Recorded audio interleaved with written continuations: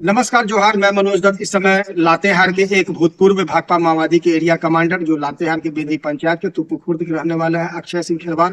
मैं इनके समक्ष हूँ और अब इनसे मैं जानना चाहता हूँ कि ये नक्सली संगठन में क्यों गए, क्या हालात हैं, क्या इन्होंने संगठन में रहकर संघर्ष किया और संघर्ष के बाद कितने केसेस लगे, क्या परिणाम हुआ, कितने केसेस में इनको सजा हुई और आज ये 12 साल के बाद हमारे बीच में है, समाज में है, कैसा महसूस कर रहे हैं। तो शुरू से शुरू किया जाए एरिया कमांडर अक्षय जी।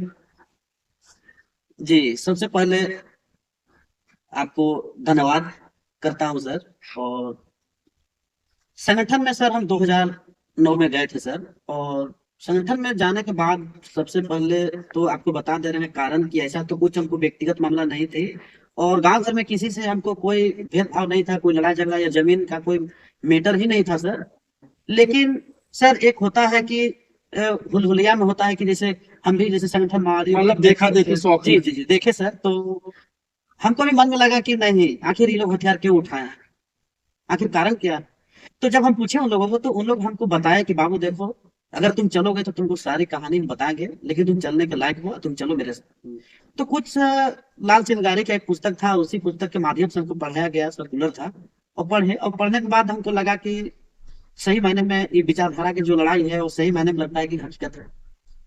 लेकिन सर जब हम गए तो जाने के बाद मैंने बहुत कुछ ही प्रभावित हो गए और कूट कूट करके वहां जो हमको पढ़ाया गया, जो वहाँ के जो नेता जो है या जो भी लोग वहाँ के लीडर लोग थे, और हमसे और हमारे जितने भी साथी थे सब लोगों को बैठा करके तलाश मतलब प्रॉपर उसके बारे में बताया हाँ, जाता के है। बारे में बताया गया। और हम तो पूरी तरीके से समझ नहीं पाए थे कि आखिर वहाँ होता क्या है और उस संगठन में जाने के बाद हमको लाभ और हानि क्या होगा, हमको बिल्कुल पता नहीं थी सर। मतलब क्लास जब चलता जी तो जी अच्छा अच्छा जी जी लगता जी था। जी क्या लेकिन समझ में आता था जी क्लास जी में। लेकिन जब क्लास जब करने लगे सर तो लगा हमको कि सही मायने में ये भी एक देखा जाए तो विचारधारा है और हम भी सर उसी विचारधारा के साथ में प्रभावित हो रहे हैं।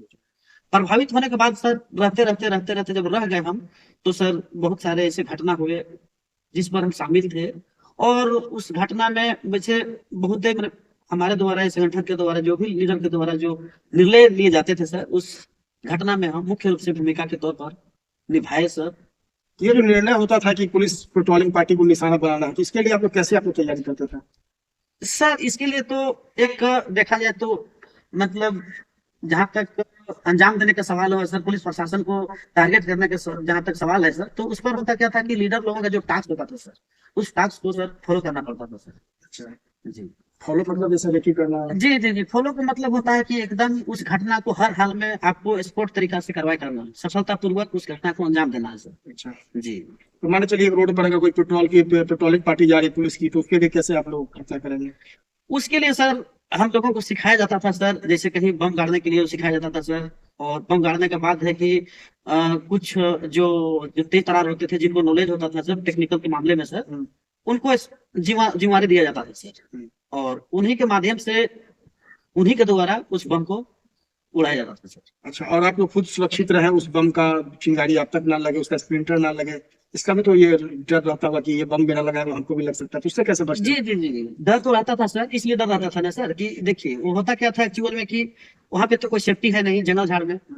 और एक्चुअल में ऐसे कई बार हो भी चुका है सर, जैसे बम लगाने के दौरान हुआ है क्या कि कई बार बम फूट भी गया है सर अपने आप। खुद से ब्लास्ट करें। जी जी जी खुद को ब्लॉक कर गया है सर। तो उसमें हमारे साथी और हम लोग के बीच में जितने भी लोग रहते थे उस अगल बगल, तो बहुत चोट भी खा चुके हैं सर। और हमारे साथी मतलब उस रास्ते से कितने लोग चले गए सर, मारे गए उस बम से। तो फिर आए की रणनीति क्या करते थे घटना के बाद, मान पेट्रोलिंग पार्टी पर अटैक कर दिया, अटैक के बाद।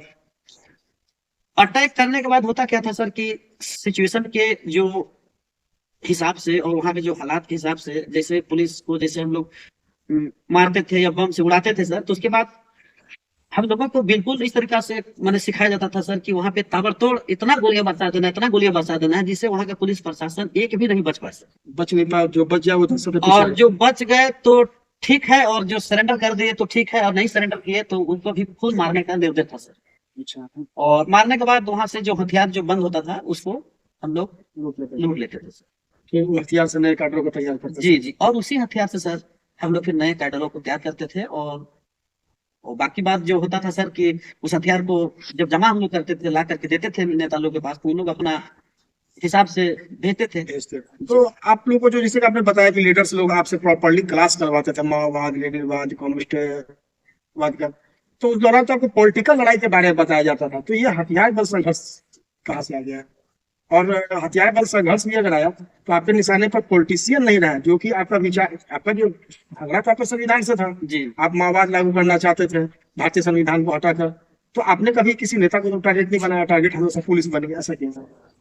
सर, वहां पे सबसे पहले हम देखते हैं नजर उठा करके सर, तो कुछ लोग, नेता लोगों का जो डिसीजन होता था सर, कुछ नेतृत्वकर्ता में सर उस तरीके से लोग नहीं थे जिसे पुलिस प्रशासन को टारगेट किया जाता था सर। पुलिस प्रशासन को टारगेट करने के लिए इसलिए लोग बोलते थे सर कि सबसे पहले यदि हमको किसी बड़ा घटना को अंजाम देना है या किसी व्यक्तिगत विशेष तरीका से अगर हम अंजाम हम यदि देने जाते हैं तो वहां पे सबसे पहले पुलिस प्रोटेक्शन पहुंच जाती है। और सबसे पहले पुलिस प्रशासन पहुंचने के बाद होता क्या था कि हमको सबसे पहले उन्हीं से मुठभेड़ करना पड़ता था। अच्छा, मतलब जी जिस मकसद के लिए जा रहे हो, उस मकसद से पहले हाँ, पुलिस आ जिस जाती थी। मकसद के लिए हम जब जाते थे सर वहां पे काम करने के लिए, इस घटना का अंजाम देने के लिए, तो वहां पे पुलिस एक रोड़े के तौर पर खड़ा हो जाती थी, जिसके चलते घटना को अंजाम देने में असफल हो जाते थे सर। जिसके चलते इनके ऊपर गोलियां चलाने के लिए मजबूर होकर के संगठन के द्वारा ये आदेश दिए जाते। तो कितने केसेस आप पर हुए टोटल?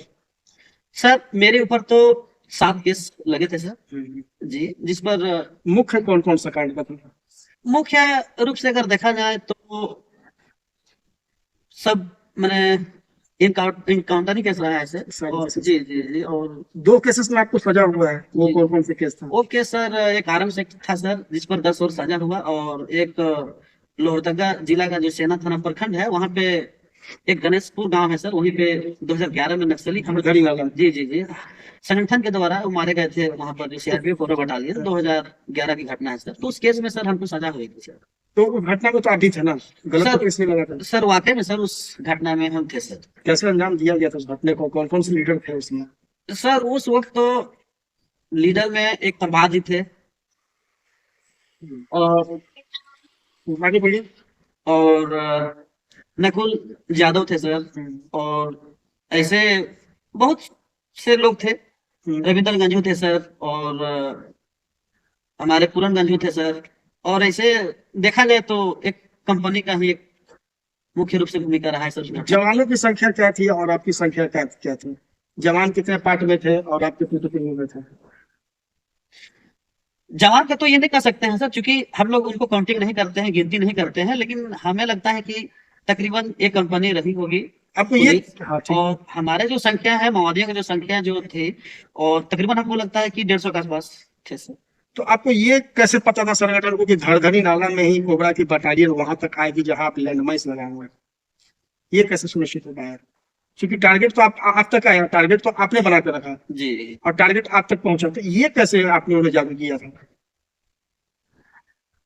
और सर वो है कि जैसे पुलिस प्रशासन आने के, जहां तक सवाल है सर, आगे सूचना उनको कैसे मिली सर? तो सूचना मिलने के लिए जैसे हम लोग गए थे, गणेशपुर गांव है सर, उसी गांव में हम लोग खाना पीना खा रहे थे सर। और पुलिस प्रशासन को जैसे हमको लगता है कि कोई गांव के माध्यम से समझिए या किसी के माध्यम से समझिए, पुलिस प्रशासन को पता चल पता गया, चलिए। और जिसके चलते वहां से पुलिस निकल गए लोहरदगा जिला से। और जब वहां से निकले तो हम लोग जितने जो लोग थे, सारे लोग हम लोग एम्बुस बैठ गए अच्छा, एम्बुश आपने लगा जी। दिया पहले से? और पहले से बम गाड़ के रखे हुए थे, और उसी एम्बुस में पहले फंस गए सर। उसके बाद हम लोग अंधाधुंध फायरिंग किए, और उस घटना में बहुत सारे पुलिस लोग मारे गए। उस फर्स्ट इनकाउंटर के बाद तो आपकी टीम वहां से निकल गई थी, तो फिर से आपकी टीम वहां पे पहुंची थी, ऐसा जानकारी जो मुझे है। सर ऐसा कुछ बात नहीं है सर। एक्चुअल में वो क्या था कि उस घटना में जब काउंटर जब चालू हुआ 10:35 में, तो वहां जो संगठन के द्वारा जो काउंटर किए जा रहे थे, पुलिस प्रशासन के ऊपर फायरिंग किए जा रहे थे, तो वैसा कोई हटे नहीं थे सर, सब इर्द गिर्द में ही थे, अच्छा, अगल बगल में ही ना थे। आप हटे ना जी कोबरा के जी जवान जी हटे। जी। कोबरा के जवान तो बुरी तरीके से जख्मी हो गए थे और घायल भी हो गए थे, कुछ लोग मारे भी गए थे, तो वो लोग तो बेहताशा हो गए थे सर। क्योंकि एक बाइक इनकाउंटर होना और अचानक से मुठभेड़ होना, और अनजाने में इस तरीके से घटना जब होती है सर, तो लोग बिखर जाते हैं। तो आपने जैसे पहले बताया कि इनकाउंटर के बाद हथियार लेकर हम लोग भाग भाग लूटते हैं, तो धड़धड़ी नाला में हथियार क्यों नहीं आप लोग लूट पाए थे? सर धरधनी नाला में सर कुछ हथियार सर सफलता मिला था सर। कुछ मिला? जी जी। पूरा सफलता क्यों नहीं मिलता? पूरा सफलता नहीं मिलने के कारण था सर कि अंधेरा ही छा गया था, क्योंकि वहाँ जब बम विस्फोट हुआ सर तो गुब्बारा की जैसा सर धुआं धुआं होने लगा सर, अच्छा। जिसके चलते वहाँ पर जंगल का जो पगडंडी दोनों तरफ से पहाड़ियों का जो नाला था सर उसमें दिखाई नहीं दिया सर, जिसके चलते हथियार पूरी तरीका से लूट नहीं। अच्छा, उस मुठभेड़ में कोई 2 जवान घायल रह गए थे, जिंदा रह गए थे, जिनको आप लोग देख नहीं पाए और वो पूरा घटनाक्रम देखे थे कि आप कैसे आप लोग घायल पड़े जवानों पर गोलियां चला रहे थे और जी जी जी थे सर। जैसे उन अधिकारियों का बिल्कुल अभी तक मेरे जहन में या जहान में या दिलो दिमाग में अभी भी नाम है। वो थे दरोगा थे पीसी बेगम सर, और एक शायद कैरो थाना के सर एक थाना प्रभारी थे कल्याण बिरोली सर थे, और ऐसे ऐसे और अधिकारी लोग थे सर जिनका अभी तो बिल्कुल अभी नाम तो मुठभेड़ में घायल हुए थे जिंदा बच गए। जी जी, उन लोग घायल थे और जिंदा बचे हुए। उन्हीं के बयान के कारण आप लोग उन्हीं उन्हीं लोगों के बयान पर सर सजा हमको हुआ। आपको नहीं, आपके साथ साथ अन्य कई एक लोग हैं, जो पूरन का भी नाम बताया और भी कुछ लोग, अभी तो बहुत सारे जी लोग जी जेल जी, में उस केस में सर तकरीबन हम लोगों को 5 आदमी को सजा हुआ सर, और सजा होने के बाद हम लोग का जो जेल प्रशासन द्वारा बोलिए या कानून के जो जो भी लोग थे, आप समझिए बात को, बस हम लोग का फिर रांची जेल भेज दिया गया सर। मतलब आजीवन कारावास में जी जी, आजीवन कारावास 20 साल। 20 साल। तो आपने कुल कस्टडी कितना दिया जेल में? कुल कस्टडी सर हम लगभग 13 साल तकरीबन हो गया सर। तो आप संगठन में आप 2009 में ज्वाइन किए, 11 में घटनाएं हो गया, 12-13 में आप गिरफ्तार हो गए, जेल चले गए, 13 वर्षों बाद जेल में रहे, अब आप जेल से निकले, तो क्या एनालाइज करते हैं, मतलब क्या महसूस करते हैं कि जो 2009 से लेकर 12-13 तक जो आपने किया वो सही था, या उसका किए हुए का परिणाम है कि 13 साल आप जेल में रहे और अब जब जेल से बाहर हैं तो ये तीनों बात वापस जाना चाहिए, तीनों का आपका अंतिम मतलब महसूस करना पा क्या है कि जब जो 2-3 वर्ष संगठन में रहे, 12-13 साल जेल में रहे और अभी आप मुख्य धारा में, इन तीनों चीजों को जोड़कर थोड़ा सा बता दीजिए शॉर्ट में। सर हमको तो सर एहसास यही होता है सर, जिस वक्त हम संगठन में थे सर उस वक्त संगठन का कुछ नीति नियम, कुछ रेगुलेशन, रूल रेगुलेशन कुछ सही था सर, और बाद में सर जब हम लोग को देखते हुए पता चलने लगा कि कुछ जो नेता लीडर लोग हैं वो लोग मतलब अपने स्वार्थ के लेकर के जो अपना जो अंदर अंदर जो लोग लेवी उठाते थे सर, और उस पैसे से ये लोग अपना पूंजी का पहाड़ बनाना चालू किए सर, यानी भ्रष्टाचार वहां भी कूट कूट करके सर भरना चालू हो गया सर। माहौल में भ्रष्टाचार। जी जी जी। अच्छा, फिर उसके बाद हुआ क्या सर कि हम लोग तो समझते चले गए, तब तक देखे कि वहां भ्रष्टाचार से मतलब पूरे मैंने समझिए कि मतलब नैया पूरा डूब जी गई। जी पूरा नैया डूब गए हम्म। जी। तो आप अरेस्ट हुए कि कैसे आप वो क्या हुआ? सर हम सर छुट्टी लेकर के आए हुए थे सर, अच्छा, और हम अरेस्ट हो गए थे सर। तो पार्टी के लिए आपने काम किया, पार्टी का केसेस लगा 17 तो आप जब जेल गए तो आपका वकील का खर्च संगठन की तरफ से दिया गया या आप लोग खुद से घर से ही लगे? सर संगठन की तरफ से तो नहीं दिया गया सर, क्योंकि हम अपना पैसा खुद से अपना घर से मेंटेन किए।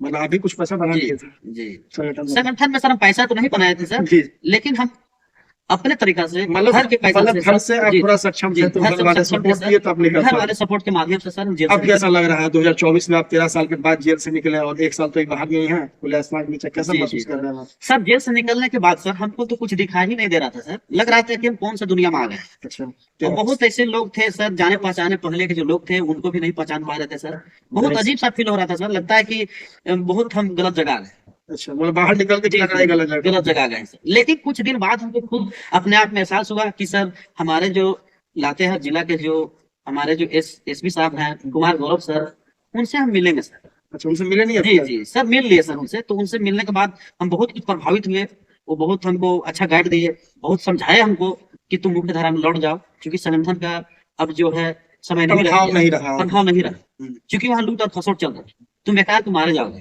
तुम जल्द से जल्द तुम वापस आ जाओ। सर उनसे बहुत कुछ सीखे सर। मतलब जेल से निकलने के बाद क्या फिर से आप माओवाद के संपर्क में थे? माओवादियों के जेल से निकलने के बाद माओवादियों का संपर्क में हम बिल्कुल नहीं थे और आज भी नहीं है सर। तो एसपी साहब ने ऐसा क्यों बोला कि आप आ जाओ वापस? क्योंकि हम ही सर सोच करके ही गए थे सर मिलने के लिए। अच्छा, क्योंकि मिलना बहुत जरूरी है एसपी साहब से? जी जी, ठीक है। क्योंकि एक वही हमको दिशा निर्देश बता सकते हैं, अच्छा गाइडलाइन दे सकते हैं, जिसके चलते हम जिला में रुके और अपना घर परिवार के साथ जीवन यापन।